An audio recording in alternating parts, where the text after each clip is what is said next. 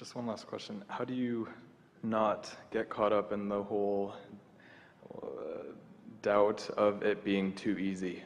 Because sometimes I get tripped on that, and like I see all of these things manifesting, and it's just, I do, and it's just... Show yourself that there's no end.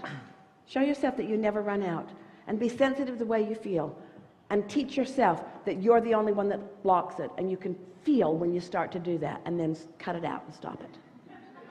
Okay. The only way you can get rid of doubt is by experiencing clarity, because both cannot abide within you at the same time. But when you try to get rid of doubt, you're amplifying doubt. When you're reaching for clarity, you're amplifying clarity.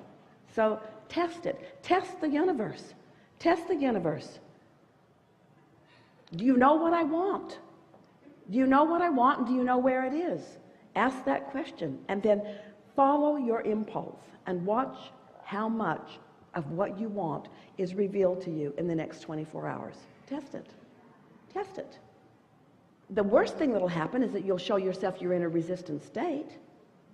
And the best thing that'll happen is that you'll show yourself that you're not in a resistant state, and some of what you want can show up right now, right now, right now, right now. Test it. No one is being deprived of it, but sometimes you've practiced some personal deprivation. And you won't know where you are until you focus and see how it works out. We've always liked saying this. We've been saying this for years. Maybe the first thing that we ever said, as Esther allowed us to use her words and her ability to communicate. There are two ways to know whether you're on your path. One is by how it feels, and the other is by how the path is unfolding. But if you wait until the path is unfolding, then it's harder for you, because now you're having knee-jerk responses to the path. That's a sort of conditional approach that doesn't work out very well. But you all are in the state, we've sort of lulled you into this by your willingness to play with us and listen to us. We've lulled you into a state of alignment. You are in the closest state of alignment that you've been in a very long time. And all the things that you want are queued up for you. So the question is, how much of what's queued up for you? That's sure. It's sure. It's sure. You're supposed to have it. You're supposed to get it. You're supposed to be it. You're supposed to do it. In other words, it's sure. How much of it are you ready to realize right now? And there's no judgment about whether you're allowing enough of it or not. It's sort of a self-experience. Compare yourself to no one. Just have your experience and notice how much better this day is than yesterday. And the next day, how much better it was than the day before it and the day before it. Every day gets better, because every day you get clearer. And every day your realization of what you want takes on stronger vibrational focus. Every day it gets better and better. You are not here to experience diminishment. You did not reach a peak from which you are sliding away from. Every moment that you are breathing in this physical body, it is natural that the day after this day is better than this day. And if anything other than that is happening, is because you're practicing thoughts about stuff you don't want and holding them as active vibrations in your vibration, in your point of attraction, and therefore preventing the universe from yielding to you. That's the wrong way of saying it. The universe is yielding it. You're preventing yourself from reaching out and taking it. The art of realization, the art of feeling good, the art of being happy, the art of not trying so hard, the art of lightening up, the art of trusting in who I am, the art of believing in the adoration that Source has for me, the art of feeling worthy, the art of being blessed, the art of getting a good idea, the art of knowing which way to turn, the art of feeling the compliment and taking it in, the art of giving the compliment and really meaning it, the art of appreciation, the art of love, the art of fun, the art of humor, the art of timing, the art of exhilaration, the art of vitality, the art of clarity, the art of self-realization, the art of being at the right place at the right time, the art of acknowledging timing, the art of being present, the art of feeling the wholeness of who I am, the art of being all that I am, the art of being out here on this leading edge with all that I am flowing through me, the art of rendezvous, the art of recognizing rendezvous, the art of sniffing it out, the art of knowing the path, The art of realizing that I was off the path and doing something about it. Or the art of knowing that I'm off the path and not doing anything about it and then proving that I'm off the path. That's good too. In other words, knowing. Esther will say, I saw that coming and I still let it come. And we say, good that you recognize that you saw it coming and you still let it come, because that means you're aware, that you're alert. That means you're in control. That means you're guiding yourself. It's all for fun. Not one of you said, I'll go, it's all figured out for me, and I'll just go be what's already figured out. That's no fun.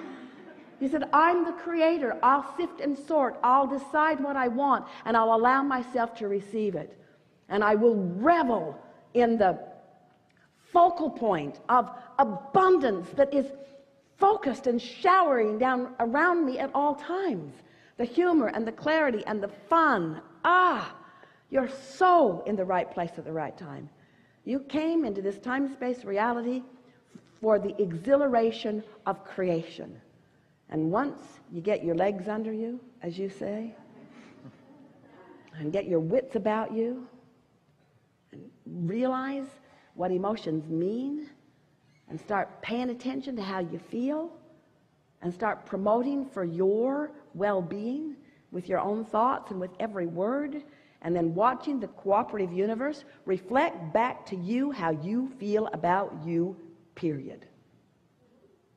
Reflect back to you how you feel about you. It's an art. You got to practice feeling about you in a way that a lot of other people didn't feel about you, because they don't have the resources to feel about you, because it's not about them feeling about you. They weren't born with the ability to do it for you, because it's not their job. It's only your job. The art of feeling about myself the way Source feels about me, and then allowing the representation of that self-awareness and self-appreciation shower down around me, you see. Such an interesting thing. You see someone successful in some way, and even though it's something that you want, often you're mad at them for getting it. When you start appreciating and really meaning everyone who has everything that you desire, then you're there. And that's the best way to appreciate those houses and those cars and that financial status and all of the things that are important to you, and we think it's just fine that they are. Everything that you want to personally experience in a more detailed moment-to-moment basis, you can get there so quickly just by observing those who are there and appreciating their nowness in that, you see. Accepting. You started out by saying to us, you're sort of expressing, and a lot of people do it, the where I came from sort of vibration. Doesn't matter where you came from, only matters where you are. Because the universe isn't responding to where you came from. And the universe isn't giving you any credit for how far you've come. The universe is singularly only responding to how you are right now, and not about what you have, how you feel. You don't have to have beautiful cars in your garage to attract beautiful cars in your garage. You just have to feel abundance. And all manner of expression of that will show itself to you. And you get the fun of following the trail to it, you see. So in response to that, I just don't see then I'm struggling with writing a book that would help me and in turn help others who have gone through or are going through similar circumstances. Well, we'd make those chapters short. I went through stuff and now I'm here, and that's what I want to talk about. Okay. And I could talk about that stuff, and you would resonate with it, and we would relate to each other, but we would hold ourselves in that stuff. Mm-hmm. So right in the front of this book, I want to say, I lived through stuff that I don't want to keep living about, so I'm not going to write about that anymore. So if you came to read about where I was, you're not going to hear that from me, because I'm going to talk about where I am. And where I am feels this way and this way and this way. And if it doesn't feel good, we would not write about it. Thank you.